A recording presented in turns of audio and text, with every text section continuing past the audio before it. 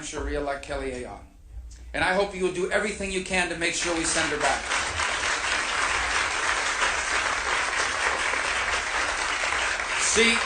She is as strong a voice as you will find in Washington and in the Senate on defense, and as strong a voice as you will find on national security and intelligence. So I'm not here today to be the bearer of bad news. After all, it's the Christmas season, the holiday season. We should all be happy. And we should be optimistic about America's future. We're still the greatest nation on earth. We have great challenges. And we're going to fix them with the right leadership. But I also want us to be realistic and honest. We live in a growing and increasingly dangerous world. And the most important job the federal government does for you is try to keep us safe from those threats. And it's not doing a very good job under this president.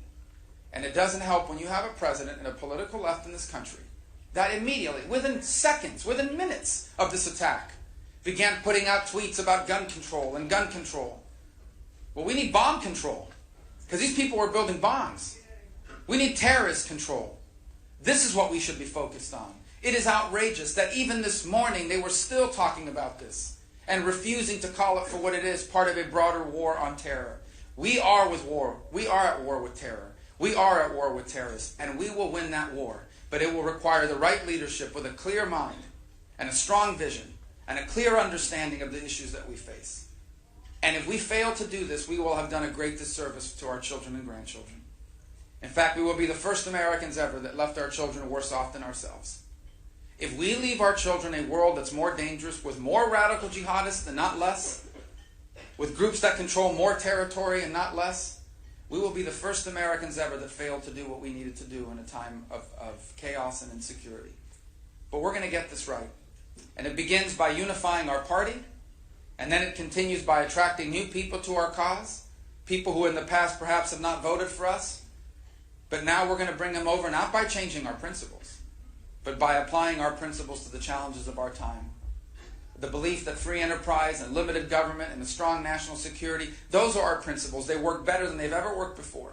We must apply them to the challenges of the 21st century. And so I hope you enjoy this season of the year. And then I know you're going to get to work to help us elect. Obviously, we're going to have a primary here, and I hope I can earn the support of as many of you as possible. I mean, ideally all of you, but I'm going to work together. But I don't want to be greedy. But I want to earn your votes, but it's more than the presidential race. We've got to send good people to the Senate like Kelly Ayotte. We've got to win our congressional races, governor's races. These matter too. They matter a lot. School board races, the most important level of government, in my opinion, when it comes to our families. And so I hope that you'll continue to stay engaged and involved. We thank you for your activism. I know that in this room there are people that have made hundreds of calls and knocked on hundreds of doors and done so much work for our cause. It's a worthy cause. It's the cause of the future of America. And if you keep doing your part, we'll do ours. And together we will usher in a new American century. So thank you. I'll answer any questions you have.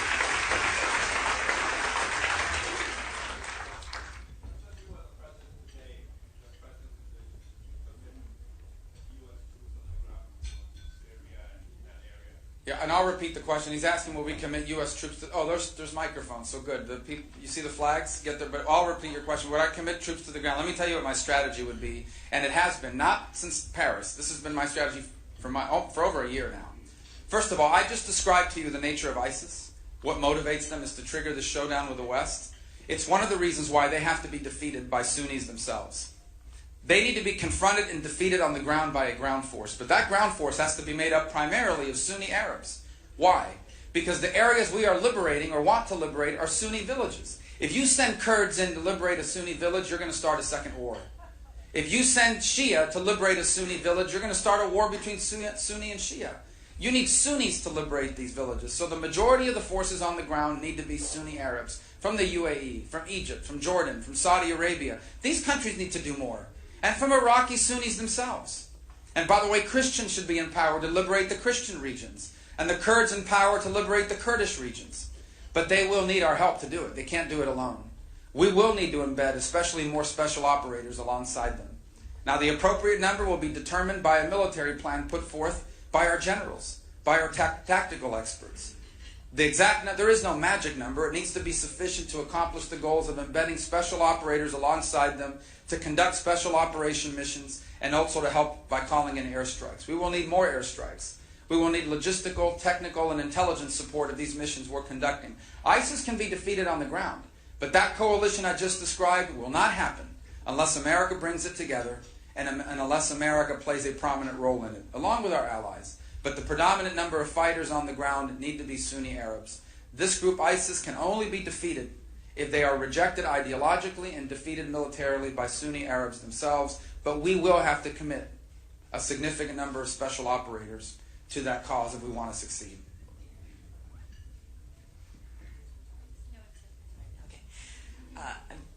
Diane Bailey is my name. I just want to thank you for your comments about national defense. I had a son who was in Iraq who worked with the Kurds and really knows their problems. Absolutely. I have a question about education.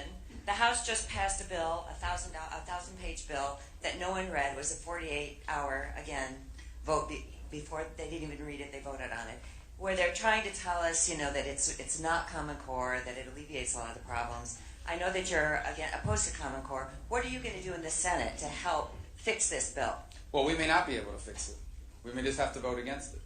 And the bigger thing is, on my first day in office, one of the first things I will do is I will order all government agencies, especially the Department of Education, to stop any work whatsoever that they're doing, not just on Common Core, but on trying to implement any sort of national curriculum standards on local schools. In fact, I honestly don't believe we need a federal Department of Education. I think we can take the Department of Education administers some important programs like the Pell Grant or the Student Loan Program. We could transfer those to Treasury, and we don't need it we don't need a federal school district. We don't need a national school board. And I think the problem with the federal government is it never makes suggestions. It sends down mandates. And what it tells local governments is, here's all this money, but if you want this money, you have to do it our way. That's how eventually they will use Common Core. Hi, Senator. Hi. My name is Catherine.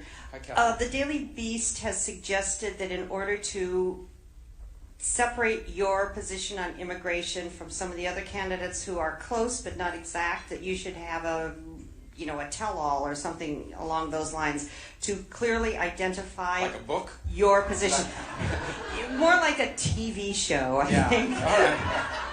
But anyway, is that it? I mean, could you just talk about your differences in your immigration policy from some of the other Republican candidates? Sure. Well, I'll tell you my immigration policy, and in fact, perhaps the most detailed of anyone in the race. I think it all begins with proving to people that illegal immigration is under control. That's one of the lessons of the last couple of years. The American people understand we have a problem and it needs to be addressed, but they're not willing to move forward because they don't trust the federal government.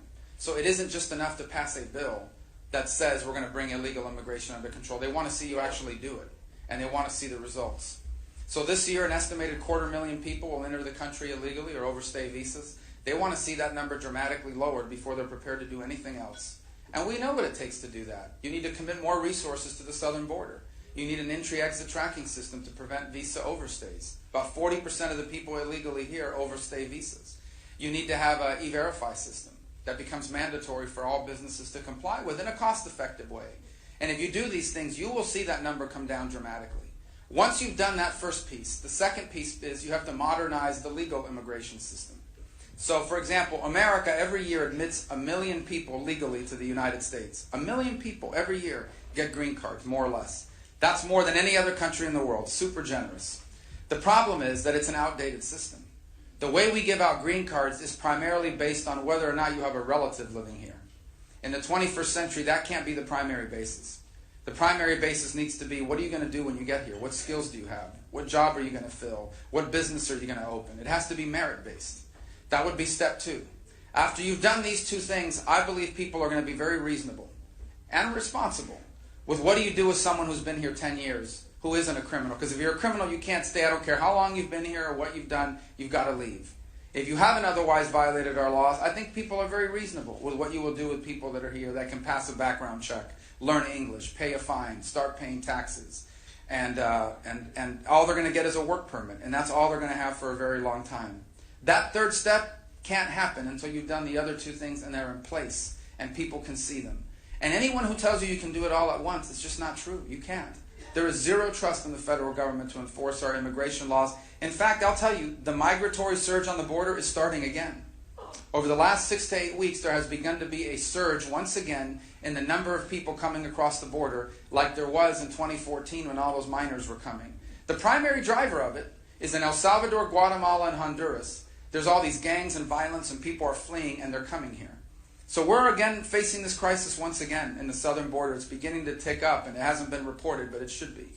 As far as the other candidates in the race, I'm not sure. There are a couple candidates that won't even tell you what their position is. They refuse to say what to do with people that are here illegally. So you can't even, they refuse to rule out anything too. So I think it's an important issue, and it's one that this country's been trying to deal with 30 years. This illegal immigration problem that we have 11 or 12 million people here illegally, that is the result of decisions that were made when I was in 9th grade. So this is an issue we inherited. But if we don't deal with it, it's not going to be 12 million people, it's going to be 20, and then 25. It'll continue to grow and get harder every year to deal with. Just find the microphone so we can hear your question. Hello. There's one. Yes, ma'am. My name is Jerry. Hi. I want to compliment you on the commercial that you're running now with your dad, who, by the way, should have been a male model with all due respect. But the commercial is very... There wasn't a lot of openings in 1956 for that. I know, I'm sure. It's a powerful commercial in my opinion. The idea is to beat Hillary Clinton, and I'm wondering if your campaign has looked into how Barack Obama was able to secure the presidency. He had quite an engine behind him, grassroots, that he reached everybody, including according to him, every single person in the United States. Has your campaign looked into that to see if you could beat Hillary Clinton on those same terms? Well, there's some things Barack Obama did that we won't be able to do. For example, Oprah's probably not going to endorse me. But you never know. But I don't think so. And so, look, obviously, the technology aspects of our campaign, we've invested a lot of time in because we believe that it's nothing tricky about it. It's just the way voters get their news and information today. It's amazing to me how many people today are getting information, for example, on Facebook, and younger voters on Instagram. And so these are things that we build out in our campaign, and we're constantly using that to communicate, and we'll continue to. We believe in data-driven campaigns. The notion that we need to understand not just who our supporters are, but make sure our supporters turn out on Election Day across the country. So we're investing a lot of resources into that. But I think the primary way we're going to beat Hillary Clinton is when this is all said and done in early next November, people are going to realize that the Democratic Party has become captive to radical left-wing elements in American politics. If you look at her position on issues, they are so far from the center. Forget about being in the center. So far from the center on issue after issue. And that they have completely abandoned the vast majority of Americans. The second thing that's going to be clear is if Hillary Clinton's their nominee and I'm ours, they're going to be the party of yesterday. We will be the party of tomorrow. They're going to be the party of the failed policies of the 20th century. We're going to be the party of the future, of how we apply limited government and free enterprise to the unique challenges of the 21st century. We're going to be the party that's addressing the fundamental issues of our nation today. But here's how we're going to do it, by applying our principles, not by changing them. There was this thought in Republican politics for 6 to 8 years that the only way we can win is to become more like the Democrats. I never agreed with that. That's the reason why I took on the entire Republican establishment. That's why in 2009 and 10, I literally took on the entire leadership of the U.S. Senate, the entire Republican establishment in Washington, and ran against the sitting governor of Florida for the U.S. Senate. And I was down like 50 points in the polls. The only people that thought I could win all lived in my house. And 4 of them were under the age of 10. Because they were arguing that we needed to nominate someone that was more like the Democrats. And my argument was, we already have a Democrat Party. Why do we need 2 Democrat parties? We need a Republican Party that stands for principles of free enterprise and limited government, but we need to apply those principles to the challenges people face in the 21st century. So student loans are out of control. The Democrat solution is free college. Our solution is choice, innovation, competition that allows you to get a degree, and it doesn't have to be a college degree. Why don't we train more people to be welders and airplane mechanics? Their idea is, I know you're struggling in poverty, so we're going to increase how much money we spend on these programs. Our idea is, no, we're going to grow our economy so you can find a job that pays you more money than you're making now, and you never have to depend on the government now or ever again. We stand for the idea that we're going to make poor people richer without having to make rich people poorer. We're going to help everybody move up without pulling anyone down. And they've got no ideas. Her idea, I don't care what problem you ask me, no matter what issue you bring up, their answer is, well, there's this tax we're going to raise, and we're going to use that money to pay for this new government program. Or their solution to every problem is something that's absurd. So terrorists have bombs and guns. What we need is more gun control. You think terrorists are going to buy a gun the way you think they are? Well, terrorists are terrorists. They're not just criminals. They are terrorists. This is how silly their ideas are. And we're going to continue to expose that. And we know that's going to lead to victory in November. Yeah, just find there's 2 microphone sides here. I'm sorry. Yes, ma'am. Hi, my name is Priscilla. Hi, Priscilla. And I think I already know the answer to this question. But do you think Donald Trump has the foresight to be president? I think I know the answer. Well, he doesn't have more foresight than me. How's that? Look, guys, I mean, we shouldn't ignore reality. Donald has tapped into a real frustration in America. Right? People look at Washington and say, that place is broken, it's messed up. We're going to have to send somebody up there that's just totally different than anything we've ever done before. And he's tapped into that. We should learn from what that's saying to us. And here's my answer. Absolutely, we need to do things differently. But it's not enough to just be upset about the direction of our country. We should be upset about the direction of our country. We also have to know what we're going to do when we get there and how we're going to fix it with real concrete ideas that make sense. And that's what I've tried to build this campaign on. You know, people say Washington's broken and it's out of control. It absolutely is. And if you think it's bad for you, I have to work with these people. I get to see this on a daily basis, the total lack of urgency. Some of it makes no sense. Let me give you an example. Do you realize that Obamacare has a bailout fund in it? There's a bailout fund. $2.5 billion of your money is sitting in a fund, or supposed to be sitting in a fund, to bail out insurance companies that participated in Obamacare. What a great deal. You're an insurance company, you hire a lobbyist, they get this inserted in Obamacare, they participate in Obamacare, they sign people up, they lose money as we predicted they would, and you get to bail them out. The Democrats have a fancy name for it. What do they call it? The Premium Stabilization Fund. Okay. Last year, you know, a lot of people running for president say they fight against Obamacare, and they do. I'm the only one that's ever scored a victory against Obamacare because last year we got that fund zeroed out. Okay. Well, yeah. So last year we saved you $2.5 billion that was going to go into the pockets of these insurance companies because they hired really good lobbyists to get that bailout fund. The thing is we have to do it every year until we repeal Obamacare. So last night we had another vote in the Senate. And the Democrats voted in favor of this bailout fund. And you scratch your head and said it makes no sense. Next week we're going to vote on it again. And here's what we have to make sure. We have to make sure that some of our own Republican colleagues in the Senate don't get pressured from some of these health insurance lobbyists and decide, you know what, we're going to have to go along with this. This is an outrage. This happens every single day in Washington, D.C. I don't dislike these people. They're nice people, they're good Americans, but they don't have a sense of urgency. We better have a sense of urgency because we can't have another 4 years like the last 8. And so this is the sense of urgency I hope to bring to this campaign. So that was, I don't know if I answered your question. I believe that I have the right foresight for the future of our country. And I'll reach one more point, and I encourage you to look this up. On the issue that most matters in the presidency. And I don't like, you know, I don't want to sound as if this is something that other people haven't been able to do in the past, but I'm very proud of this. There is not a major issue before America today on foreign policy that I did not say was going to happen well before it did. I warned about what happened in Libya in 2011. I warned about what's happening in Iraq as early as 2012. I warned that Vladimir Putin was going to conduct airstrikes 2 weeks before he even started. I did it at the third debate or the second debate. I forget already. They're all, you know. There was the one that was really long. Which one was that one? My point to you is that why does that matter? Because being president isn't just about seeing what's in front of you. It's about understanding what will happen next if you don't do what needs to be done. And with all due respect, I like all the people that are running. Personally, I really do. And they'd all be better than what we have now. But I believe that over the last few years, no one has shown better judgment or better foresight on these issues than I have.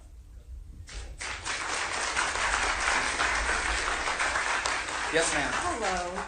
Make sure we get this gentleman. He's got a really good question. I don't know what it is, but I think he does. Yes, ma'am. My name is Jeannie, and my question related to Obamacare. I have Canadian relatives, so nobody has to. And you answered that. I know there's a lot that needs to be done in this country.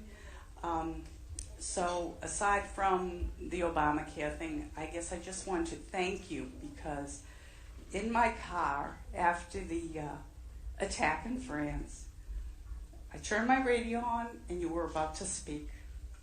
And you spoke. And you're honest and true to yourself. And I was filled with calm for the first time. For that, I want to thank you. Thank you. So,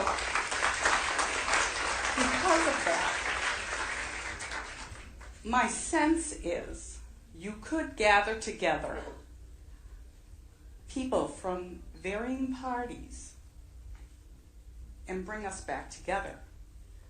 Obamacare needs to be taken care of. The fact that college students and children who have grown up in Rye cannot write cursive makes me crazy.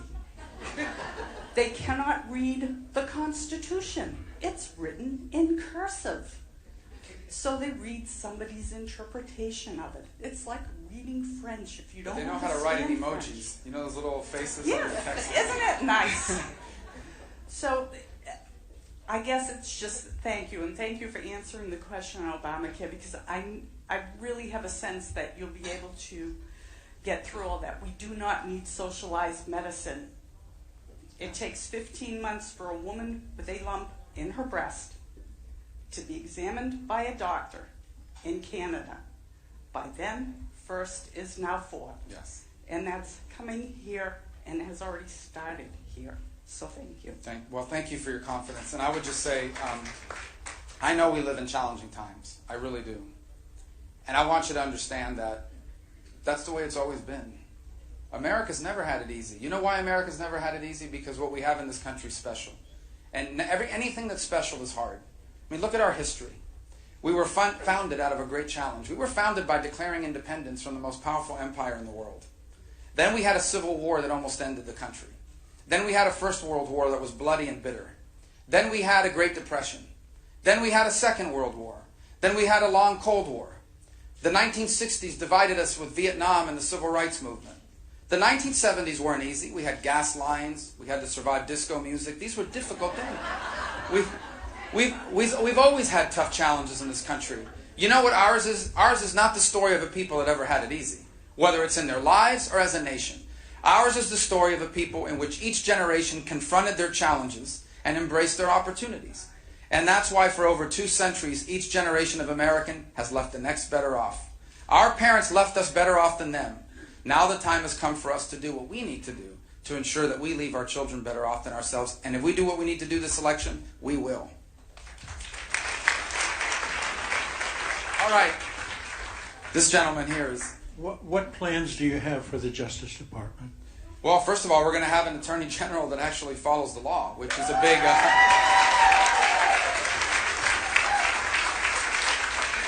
Obviously, I think one of the important things I want to see out of our Justice Department is a Justice Department that protects the constitutional rights of all Americans, including the right of people of conscience to not be forced to violate their conscience, including the right of law-abiding people to own and possess weapons that allow them to protect their property and their families. I won't use the Justice Department as a political tool to target my political opponents. And it's not just the Justice Department. I will also use the Justice Department to look at government agencies that are violating the law. So, for example, the fact that you are here today has probably means you're going to be audited by the IRS. I'm kidding. No, probably not. But my point is, you have evidence that a government agency has targeted Americans because of their political views. The Justice Department should be looking at that. And I would make one more point. You know, we're going to have a primary and it's going to be contested and people are going to say some things about each other that aren't nice. But at the end, I want you to know we're still very blessed. Okay, we're lucky. We have a lot of really good candidates. The Democrats can't even come up with one. And here's what I can say about our field. Say what you want about the Republican field. The press loves to write about how, you know, make fun of it and this, that. I'll tell you 2 things. We don't have any socialists running in the Republican Party. And we don't have anyone under FBI investigation running in the Republican Party.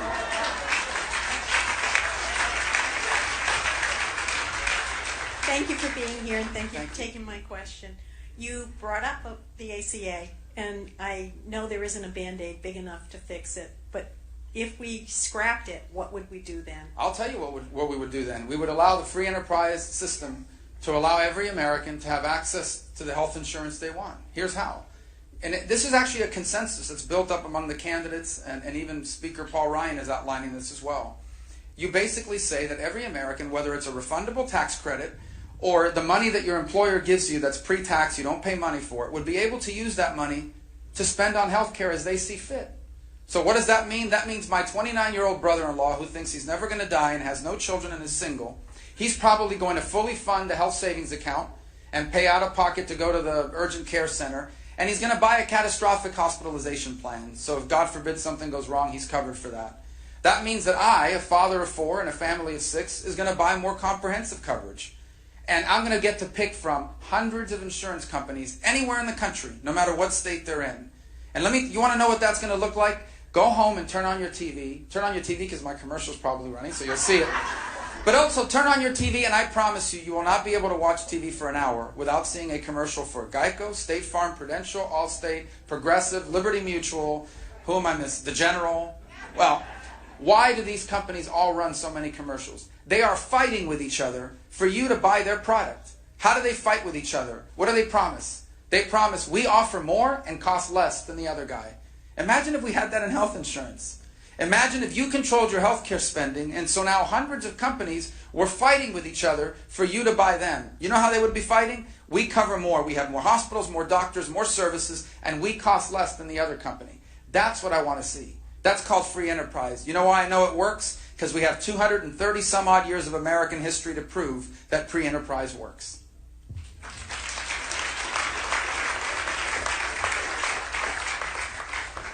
David Scott, Senator. Yes, I was very disturbed when I saw the amnesty bill because it looked like it gave to illegal immigrants more benefits than the Americans. Also, I saw that it included a clause that would give the president unlimited authority to bring in immigrants. And we could be flooded with lots of Syrian jihadists. Do you regret that you participated in that bipartisan? Well, let me tell you, there's a lot of reasons why that bill didn't pass, but a couple of those points are not exactly accurate. I mean, there was no unlimited power of the president. In fact, he would have less power than he has today under current law. That being said, the reason why that bill failed, the primary reason why that bill failed is because the American people don't trust the federal government. It didn't matter how many border personnel we funded 20,000 people to work on the border. We mandated and funded the construction of a fence in key sectors. We mandated E-Verify. We mandated entry-exit tracking system. And people would say, it doesn't matter. They won't do it. They'll ignore you. And when people say that to you, you wake up and realize, you know what? These people just don't trust the federal government anymore. We're not going to be able to pass a law that does it. You're going to have to actually do it before you're going to be able to do anything else. That's the biggest lesson from that process. And that's the lesson I've taken out to everybody since 2013. Now, my hope was to produce the most conservative bill possible out of a Senate that at the time was controlled by Democrats, in the hopes that the House would make it even better and then give it to the president as a take it or leave it proposition. And what I said then came true. I said if nothing happens, the president is going to sign an executive amnesty. And he's going to force it down our throat without any security measures. And that's what he tried to do, and thank God the courts have stopped it. So that's why I tell people today, and I have standing and credibility to say this, anyone who is telling you we're going to pass comprehensive immigration reform is a liar. We don't have the votes, we don't have the confidence of the American people, and after the migratory crisis of 2014 and 2 unconstitutional executive orders, we can't do it comprehensively. It has to be done in steps, and it begins by proving to people that illegal immigration is under control. You have to prove to people, not just pass a law, you've got to prove to them that the numbers are substantially down. And if you do that, then people are prepared to be reasonable about everything else.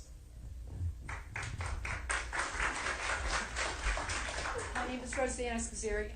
I have a question which is related to how the government operates. Why can't the government run like a well-run business? It's used as an excuse so many times. I refuse to accept that answer. Yeah, well, there's a couple problems. Now, the first of all is, you're right, there are a lot of practices in business you would want to see employed in government. For example, we talked about the Pentagon and the defense budget for a moment. A lot of the growth in the defense budget is because of the growth of civilian employees, but also because of the procurement process. The procurement process I'm talking about is not new airplanes, and because we really don't have any major modernization programs anymore because the funding has been cut. It's things like how they buy paper and computers and printers. They do not buy it the way a business would. Those practices would be helpful. Obviously, very helpful. The same with our safety net program. You know, I'm as strong as the believer as there is in this country in free enterprise, but I think free enterprise doesn't work unless you have a safety net. Not as a way of life, not as a lifestyle. Being on government assistance is not supposed to be a lifestyle. It's supposed to be a way to help you get back on your feet and try again and get ahead in life. We have a system today that traps you in poverty. If there was a business running that, there is no way they would allow it to function that way. And so as a result, that's why I've argued that we need to take all that safety net money, give it to states and local communities so they can design programs that work. And the only requirement would be that if you're on public assistance, you either have to be working or going to school. And there's a limit on how long you can have it. Those are business principles that would work. The one thing the federal government has to do that a business doesn't is national security. That's one thing the federal government has to meet, a demand it has to meet that a business wouldn't necessarily have to. The rest of it is offering services, and in the case of the federal government, that should be very limited. And that's the point that I've made repeatedly. We have a federal government that has grown well beyond what it was ever designed to do. The founders would not recognize this federal government, not just because of what the laws. They wouldn't recognize it because of the bureaucracy, the regulatory agencies. They wouldn't recognize it because of what the judiciary has turned into, which is basically legislators. There is not a federal government answer to every problem in America. Every time there's a problem, the first question is, what are you going to do about concussions in football if you're president? What can I do? I mean, it's not a federal issue. We have to stop thinking that every issue in America has a federal government solution. And that is a principle. And that is a principle that I think would help limit the size and scope of government as well. But on the procurement side, on the way government buys goods and services, absolutely, we need to infuse business principles into that, especially at the Defense Department. What about zero-based budgeting? Sure. I know Carly's brought that up, and a few others have. I mean, I don't see why the government can't do a better job at budgeting. Yes, and absolutely. But I think, and you raise an interesting point. Yes, zero-based budgeting, where you start every year at zero and none of the money is embedded there every year automatic. But the problem is 70% of our budget today that we spend is either interest on the debt or Medicare and Social Security. And that is mandatory spending because people have paid into that system their whole lives, and now they're going to get they were promised this money because it's their money. They paid into the system. And so that is where 60 to 70% of our spending is. And we need to fix those programs or they won't survive. Now, I'm from Florida. You may not know this, but there are a lot of people in Florida on Social Security and Medicare. One of them happens to be my mother. I am against any changes to Social Security and Medicare that are bad for her. And here's the good news. Here's why we have to have a sense of urgency. If we act right now, we don't have to change anything for her or for people that are already retired or for anyone who's about to retire. But here's the truth. Here's the truth. There is no way Social Security and Medicare is going to look the same for me as it did for my parents. And I have 25 years to plan for that. And what do I mean by different? I'm supposed to retire at 67. I may have to retire at 68. If I was still in the Senate, I'd be the youngest person there. So what's the... I'd have to... That's actually not true, but... if I've been financially successful, my Social Security benefits when I retire may not grow as fast as they do for people that are on it now. My Medicare could very well be the option of taking my Medicare money and using it to buy a private plan that I like better. We already have that to some extent through Medicare Advantage. These are not unreasonable changes to ask of someone who's 20 years away from retirement in exchange for balancing our budgets, saving these important programs, and not having to disrupt them for people that have worked an entire lifetime. Because my mother's 85. Oops, I was supposed to say how old she is. My mother's over 80. And she can't go back to work. I can't say, well, sorry, we got to change your benefits now. Figure out how to get an extra job. So we need to make sure that we save these programs without disrupting it for people that are on them now. And if we act now, we can. If we wait another 5 to 10 years, we won't be able to. And that's where the majority of our spending comes from. Foreign aid is less than 1% of our budget. National security is not the reason why we have a debt. But these cuts will be the reason why we can't keep our country safe. The majority of our long-term spending program is in the unfunded liabilities for future generations, and we better deal with it. This is the most predictable crisis in American history. And we refuse to deal with it. Both parties have refused to deal with it. This will be your last question. Okay, and by the way, I just saw Senator Ayotte walked in. I was bragging on you a minute ago. I wish you were here today.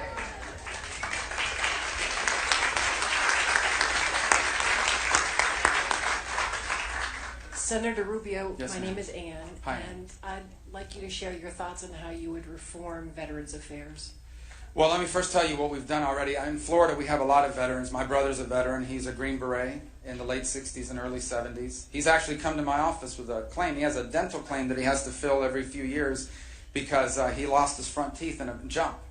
And so he's always asked, well, can you prove that that was service-related? And he goes, yes. The only time I ever jumped out of a plane was in the Army.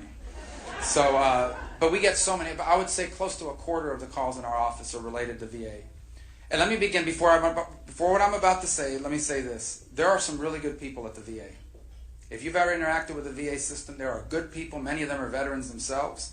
They care about our veterans. They work really hard. And then there are some people that are not doing a good job. So last year, despite the fact the Democrats were still in charge, I was able to get a bill passed that said the VA secretary has the power to fire any executive at the VA who isn't doing their job. I know that sounds weird to you, talking about business practices, but you literally can't fire them. Well, we passed that law, but here's why we need a new president. They fired one person. And they gave a lot of people who had been cited for bad performance a bonus. So this year we're trying to get another law passed, and that is, okay, this time VA secretary, forget about just executives. You can fire anyone at the VA who's not doing a good job, and they're fighting us on that. But I hope we can get that passed. When I'm president, we will remove people that are not doing a good job and replace them with people that will. And the other thing we're going to do is we're going to really and truly make the VA benefit portable. Now, the GI Bill is a veteran's benefit, right? You can use the GI Bill to go not just to West Point or the Naval Academy. You can use the GI Bill to go to any college, university, or trade school in America that's accredited. Well, why can you only use your VA benefits at specific hospitals? The benefit should follow the veteran, not the veteran have to follow the benefit. So, next week I will roll out our comprehensive plan on this issue, but it will largely be cornerstone on the belief that veterans, if you live in a community where you don't have a VA hospital, or you live in a community where the VA hospital or the VA system cannot see you for 6 weeks, but the hospital down the street can see you next week, you should be able to take your benefit and go to the hospital down the street. The benefit belongs to you, not to the government and not to the VA. We're going to change our system to do that. Well, I am grateful. I thank you for the chance to do debate prep. This is like debate prep. No, I am grateful. I thank you very much for the chance to answer your questions. I want to wish you all a Merry Christmas, a Happy New Year, a Happy Hanukkah, whatever. What are the other ones? Merry Christmas, Happy Hanukkah. And I thank you for being so warm and kind and welcoming. I love coming here because the voters here really understand what's happening in America and the process. And I want to close by obviously asking you for your support. I want to earn it, and we're going to work really hard to earn your support. I think the future of America is bright if we do what needs to be done. And if we don't do what needs to be done, we're going to be the first generation that leaves our children worse off than ourselves. And in addition to asking you for your vote, I also ask you to do everything possible to send Kelly A. out back to the U.S. Senate. Okay? Thank you very much, and God bless you.